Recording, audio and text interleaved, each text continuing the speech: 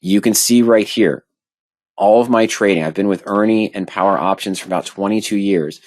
The married put structure in itself, done properly, is the only structure I know where you can actually be wrong more often than right and still make money, even without considering the income methods. This leads up to another Sumner question. What is the safest options trade? You're looking at it right now. Many people don't consider this an options trade because you're still buying the stock. So is a covered call. So is the potential outcome of a cash secured naked put, Sumner. Married put, by far, is the safest, most conservative option strategy, in my opinion. I've had other questions come in and say, if you could only trade one option strategy for the rest of your life, what would it be? And it would be this. It would be the married put. And as I mentioned, 50 to 60% of my trading portfolio is in the married put structure following the radioactive trading course in the blueprint. Why? The question, it's a little bit dire, it's a little bit dark, but when that question comes in and someone says, if you could only trade one options strategy for the rest of your life, what would you have in your portfolio? My answer is this. Why? Because the other part of that question is the great unknown, isn't it? If something happens to me, I get into an accident, I become debilitated, I fall off the roof trying to clean the gutters, for example, and I'm incapacitated for 7 to 8 months. This is the structure in the bulk of my portfolio that I want for my family going forward. I don't want to have 7 to 15 to 25 iron condors open. I don't want to have 37 butterflies open if something happens to me and I'm not able to check my portfolio where management is important. No, the bulk of my portfolio is going to be here because of, unfortunately, the unknowns in the market, but also the great unknowns. So, wife, my daughters, that money that I've set aside for them to grow is protected with these positions. If the market crashes, I get out with 4 or 5 or 6% losses. The market moves up, my puts expire worthless. I still have the stocks at a gain without even the income methods. This is the safest option strategy. You can say, oh, what about in the money covered calls? What about deep out of the money cash secured puts? Again, you're still taking on 90, 92%, 93% of owning the stock outright with those positions. Here I'm only taking 5 or 6% and I've left the upside open. So Sumner, that is the safest thing. Are long collar, standard collar positions also a good approach? Yes. A long collar position, I do it at or out of the money covered call on a stock I bought. I buy an out of the money put. I have a position that might have a return of 2 or 3% for a 1 month out trade, 3% with a risk of 3.8%, 4 to 2.8%. These are also, I would consider long collars a very conservative option strategy as well. But where's the issue? Capped gain. Yeah, and sometimes I will sell a call against the married put, which does cap the gain. But the idea here is that I have a capped gain on this structure. I do have a capped loss. That's great. But just look at those numbers. What do I need to do to be profitable here long term? I need to be right 68, 70% of the time in this 20, 30 to 40 day time period to profit. If I'm only right 55 or 60% of the time, I'm going to lose money because I'm losing 4% when I'm making 2.8. I'm losing 3.8% when I'm making 2.6. Or sometimes it's in between and I just break even. Okay? So again, that's what we're talking about here. That's the safest strategy, in my opinion. Anyone who has a other thought on that, please counter. That's what we're here to do. We're here to discuss that. So if you think that you have another conservative option strategy, I know there's ratio back spreads out there. I know there's what people call a low risk butterfly, doing the iron butterfly position that has a low risk with a high potential return.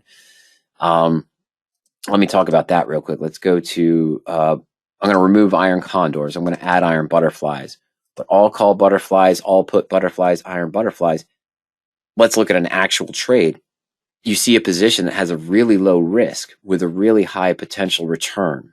213 net credit. What are my, sometimes I don't believe these bid ask spreads here. 50, 50, 47.5, 47.5. I want to use this one here. This one's pretty good, actually. NEP. I don't think this stock is good, but we're just going to take a look at a butterfly example. The max you're risking is $33 with a potential to make 117. You're selling an at-the-money call and an at-the-money put. Buying an out-of-the-money put is an outside wing, and buying an out-of-the-money call is an outside wing to have the protection. So if it goes outside these wings, the most you can lose is this this $33 to cover the difference in strike prices. Well, how can you go wrong? You're looking at a 361% return. This is not a fire and forget trade. What are you doing? The stock's at 1750. You're selling the 1750 call and the 1750 put, buying a 16 put and a 19 call. Okay, this can be profitable. Don't get me wrong, but it's not a fire and forget trade. You make this less than 1% of the time. The stock's not going to be here in 20 to 30 days. It's not going to be there in 10 to 15. It's going to be all over the map. Your put's going to be in the money when the stock falls here. Your call is going to be in the money when the stock falls here. You got to roll. You got to adjust. You got to cancel the obligation. You got to balance deltas, balance delta ratios, balance implied volatility ratios. But seriously, less than 1% you're here. About 3 to 5% of the time you're here in this profit range. About 20%, and that's being generous, you're in this range. About 40%, you're in this range. About another 20%, you're in this range. If you do nothing, keep in mind. And then about another 5 or 10%, you're in this range. Okay, 5 to 10. Now, that should actually be smaller. So I call this the Christmas tree profit and loss chart because essentially you have this, and then you have these lower levels here. This should have been a smaller bubble. My apologies. So you got the Christmas tree expectation, the Christmas tree Siga model. You can say this is conservative because I'm looking to only risk 33 cents, $33 to make 117. But I get that less than 1% of the time. It's really less than 0.5% of the time based on historical testing. And, so you still profit. Okay, you still profit about 65% of the time, but you still lose about 20 to 30% of the time. And you have the potential obligation to buy shares of stock at this strike price or be short shares of stock at this strike price. It requires intense management and intense activity, whereas the married put is conservative to a controlled risk of only 4 or 5%. Yeah, that's a controlled risk on the iron butterfly there of a low risk, but it's not a low risk. It's a known risk if you overtrade it. If you say, oh, well, I'm using a position that can only lose 33 cents. So instead of doing just 100 shares in one married put, I'm going to do 50 contracts of this butterfly position. You have a known risk, not a low risk. That's not how it works. You guys know the lie of leverage and how that works against you. Iron condors, bull put credit spreads, bear call credit spreads, debit spreads, they fall into lie of leverage. That's why it only represents the bull put credit spreads, 15% of my portfolio at any given time. Okay, so Sumner, continuing on Sumner's questions here, this is the most conservative strategy. This is why it's the bulk of my portfolio. Ernie is in his 80s, right? I'm in my 40s. Ernie's in his 80s. This represents 50% of my trading portfolio. The married put structure represents about 80 to 85% of Ernie's portfolio because he doesn't want to lose what he's built over the years with trading and different strategies and built for his family. That he's keeping that, okay? And the married put is the way to do it. So trading a lot of money, Sumner? Absolutely. The blueprint describes the allocation that we would use for each one of the married puts.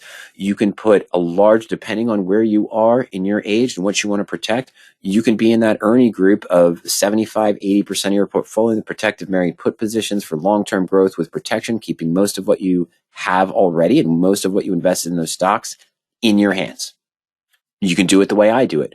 50, 55% in married puts, 15% in bull put credit spreads because I'm able to take more risk at this point in my life. I've got a couple calendar call spreads, 10% of my portfolio on stocks that I can't trade as a married put because they're too high priced, but I like to trade them. So I trade them as diagonal calendar spreads. 1 or 2 strangles here and there, extra protection across for the leverage portion, the diagonal calendar spreads and the bull put credit spreads by buying calls on the VIX or puts on SPY, for example, as well. Okay. And Sumner, your other question, what is the trade that mostly generates a small risk reward number? We just saw it with the married puts. You saw it with the track record numbers that we saw. That's on a long-term hold that you're planning on holding longer term. That's the married put approach. But again, I also mentioned that long collar position, guaranteed low risk, but a capped gain. You still need to be right about 65, 70% of the time in order to profit long-term because of those numbers as well.